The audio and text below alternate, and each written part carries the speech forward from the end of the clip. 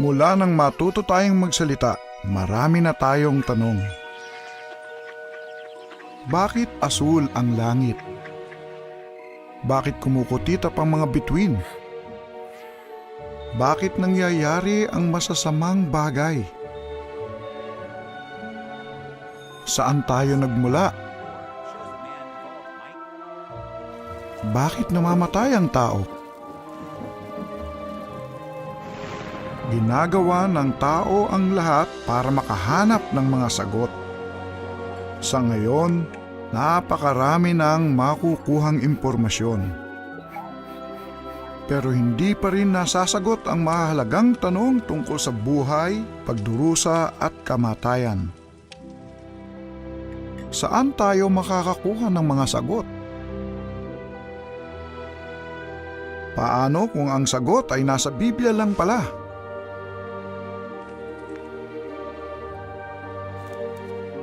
Marami ang nagsasabi na ang Biblia ay puno ng alamat at kathang-isip lang. Na makaluma ito. O napakahirap nitong maintindihan. Pero ganoon nga kaya? O baka iba lang ang iniisip ng mga tao tungkol sa Biblia? Iniisip ng mga tao na ayon sa Biblia, kontrolado ng Diyos ang daigdig.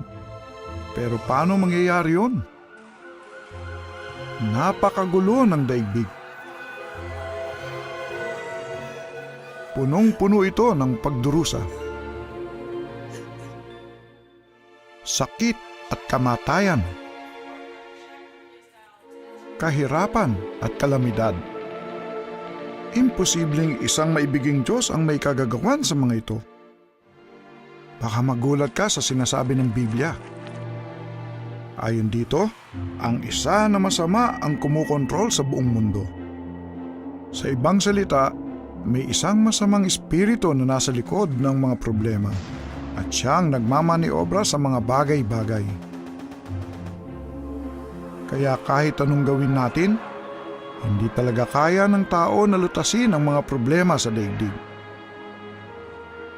Ang magandang balita, sinasabi ng Biblia na hindi mananatiling ganito ang kalagayan. Mababasa dito kung bakit nagkaganito ang sitwasyon, kung paano ito aayusin ng Diyos, at kung ano ang pwede nating gawin sa ngayon. Sinasagot ng Biblia ang mahalagang tanong ng milyon-milyong tao sa daigdig. Gusto mo bang maging isa sa kanila?